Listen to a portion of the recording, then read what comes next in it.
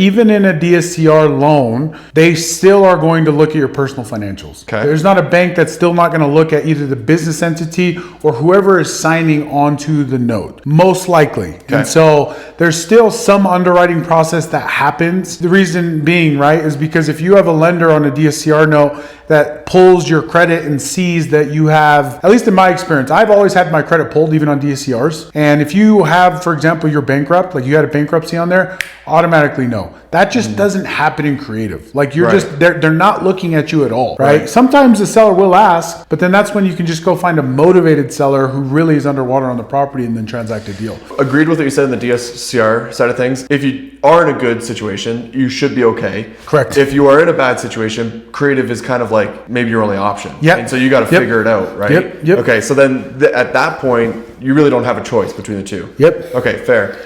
The second thing you said there is the distressed, right? So this is one thing that I have noticed from the 200 plus properties that we've helped find is that most of the locations where we buy properties, there's no distressed sellers. And you can make the argument for this, but majority of the time, what I have noticed is that the markets that I help advise people go towards, they're markets that are strong. Like they have good travel demand. They've got like a good economy to them. They're pretty awesome. And usually people that are within the area where you need to be, because on top of that, we're also hyper specific on location. Yep. And so in the spot where you want to be, there's no one who's really distressed because those properties are already a little bit harder to own. Yep. And so if I wanted to go creative in the spots where I believe work really well, you're not running into a lot of distressed people. Yep. So what's the situation in that case? That's a really good question. I'm glad you brought this up because this addresses a very important point in the creative space. There's often certain assumptions that come with a creative deal. One of those being is people often are miscategorizing what a distressed person looks like. There are a lot of creative opportunities for somebody that bought a property 3-4 years ago. They have a great interest rate, but they can't afford the property. That is one categorically distressed avatar, if you will. There are a lot of opportunities, especially on the wealthy side,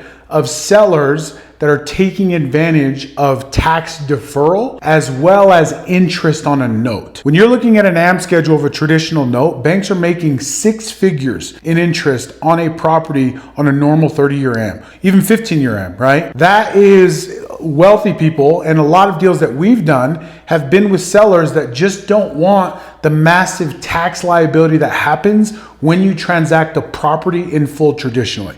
Because when I go buy from a seller who, let's say, owns it free and clear or has significant equity, as soon as I get the bank note from the mortgage, from the loan, from the bank, they are seeing a huge taxable event take place.